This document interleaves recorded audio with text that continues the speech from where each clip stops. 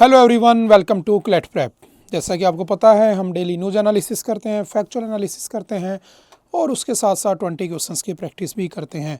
तो चलिए उसी सीक्वेंस को कंटिन्यू रखते हैं। देखते हैं आज का पहला क्वेश्चन कौन सा है।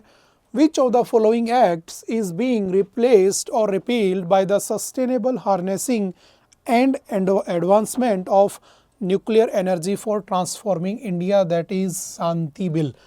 तो शांति बिल किसके लिए लाया गया है? तो आज ही हमने द हिंदू के फ्रंट पेज पर इसको डिस्कस किया था कि जो शांति बिल है बेसिकली जो आपका एटॉमिक एनर्जी एक्ट 1962, इससे पहले एटॉमिक एनर्जी एक्ट 1948 था, उसको रिप्लेस करके ये आया होता है।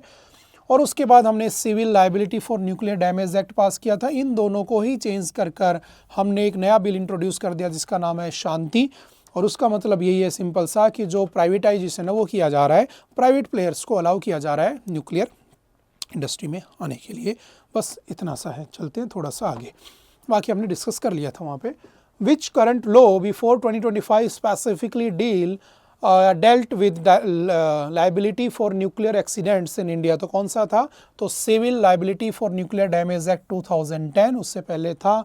अब उन सबको चेंज करके शांति बिल लाया जा रहा है। The insurance sector in India is regulated by which statutory body? तो याद रखना, जो इंश्योरेंस सेक्टर है उसमें जो एफडीआई है वो 74% से बढ़ाकर 100% करने के लिए राज्यसभा में बिल पास किया गया और उसी के ऊपर ही हमने डिस्कस किया था। तो कौन सी रेगुलेटरी बॉडी है जो उसे कंट्रोल करती है? तो B, that is insurance regulatory and development authority of India, IRDAI 1999 में जो बनी होती है, ये इसको रेगुलेट करती है और अब उसको 100% करने के लिए बिल पास हो चुका है। Next, the specially designed wildlife safe stretch of NH45 launched in December 2025 passes through which tiger reserve in Madhya Pradesh? तो कौन से टाइगर रिजर्व से जाता है? तो टोटल टाइगर रिजर्व पूछे इंडिया में, तो टोटल इंडिया में 58 हैं। जो लेटेस्ट बना था 58, तो वो कौन सा था? तो माधव नेशनल पार्क। ठीक है, माधव नेशनल पार्क को हमने टाइगर रिजर्व 58 नंबर का अनाउंस किया होता है। तो ये पूछ रहा है कि जो NH45 है कौन से उससे निकल रहा है, जो बनाया जा रहा है? तो याद रखना, वीरांगना दुर्गावती टाइगर रिजर्व से। सब नहीं रटने हैं, जो न्यूज़ में रहते हैं वो हमें पता होने चाहिए एटलीस्ट। पहला कौन सा था? तो जिम कॉर्बेट टाइगर रिजर्व पहला था।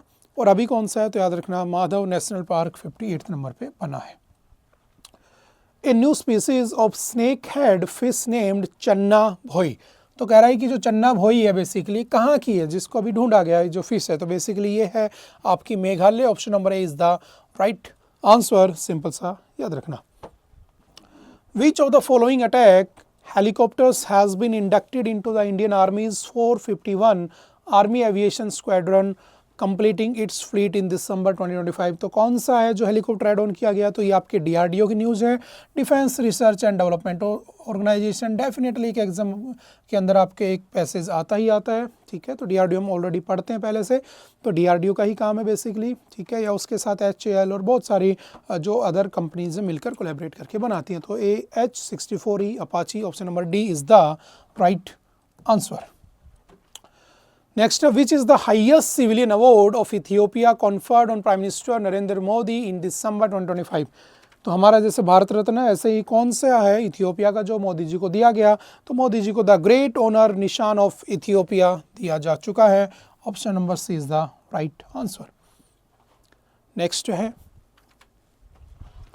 The Viksit Bharat guarantee for Rozgar and Ajeevika mission Gramin bill, that is VB G RAM G bill, किसको रिप्लेस कर रहा है? तो हमने डिस्कस किया था, Mahatma Gandhi national rural employment guarantee act को रिप्लेस कर रहा है। ठीक है, क्या क्या उसके पॉजिटिव नेगेटिव्स क्या क्या थे वो हमने ऑलरेडी डिस्कस कर लिए हैं। ठीक है, तो आप जाकर वो वीडियो देख सकते हैं। Next, who was appointed as the India's new chief information commissioner of India? यानी कि जो हमारा RTI होता है, राइट टू इन्फॉर्मेशन। ठीक है, उसके अंदर टोटल 1+10 की स्ट्रक्चर होती है। ठीक है, एक कौन होता है? Chief information commissioner of India.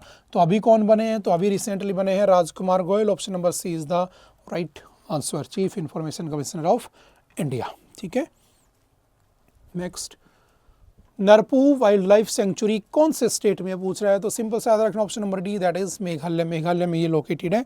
One liner question है, वन लाइनर के पॉइंट ऑफ व्यू से याद रखना।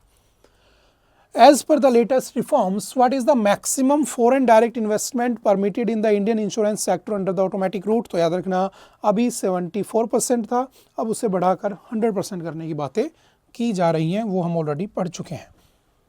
Life insurance corporation of India, जिसे LIC कहते हैं, was established under which act, कौन से एक्ट से बनी थी? तो याद रखना लाइफ इंश्योरेंस कॉर्पोरेशन एक्ट 1956 से उसको बनाया जाता है।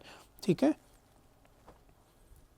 Which committee recommended the opening of the insurance sector to private players in India? तो ये भी हमने डिस्कस किया था, कौन सा? तो option number B, that is Malhotra committee. Malhotra committee ने 1994 में रिकमेंडेशन दिया था कि हमें क्या करना चाहिए, प्राइवेट लोगों के लिए भी इंश्योरेंस सेक्टर को खोल देना चाहिए। ठीक है। तो उसके बाद धीरे धीरे कभी 21%, कभी 49%, 74% और नाउ अब 100% इसको अलाउ कर दिया गया है। The Interstate Migrant Workman Regulation of Employment and Conditions of Service Act 1979 was enacted under which constitutional list? तो कौन सी कॉन्स्टिट्यूशनल लिस्ट के अंडर में आता है? तो याद रखना कॉन्करेंट लिस्ट में आता है। स्टेट लिस्ट आप जानते हो, स्टेट के पास पावर होती है, यूनियन लिस्ट यूनियन के पास होती है, और ये किस में आता है?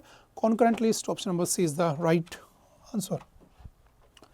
The provision related to the migrant workers under the Interstate Migrant Workman Act 1979 have been subsumed under which recent labor codes? तो वो आपका occupational safety health and working conditions OSH 2020 में उसको मर्ज कर दिया गया। ठीक है। और अभी तो आप जानते हो 4 ही मेजर लेबर कोड्स रह चुके हैं, बाकी के सारे जो 29 थे उनको ख़त्म कर दिया गया है, ये हम ऑलरेडी पहले पढ़ चुके हैं। Who is regarded as the founder of Bhabha atomic research centre? तो याद रखना होमी जहांगीर भाभा, 1954 में इसकी शुरुआत की गई होती है, ट्राम्बे महाराष्ट्र से। सिंपल सा याद रखना। नेक्स्ट है Mahatma Gandhi national rural employment guarantee act was enacted, तो 2005 में आया था, ये भी हम ऑलरेडी डिस्कस कर चुके हैं, आई होप आपको याद भी होगा। ठीक है। नेक्स्ट है अंडर मनरेगा what is the legally guaranteed number of days of wage employment to a rural household in a financial year? तो याद रखना 100 डेज। नया जो एक्ट है उसमें 125 डेज करने की बात कही जा रही है।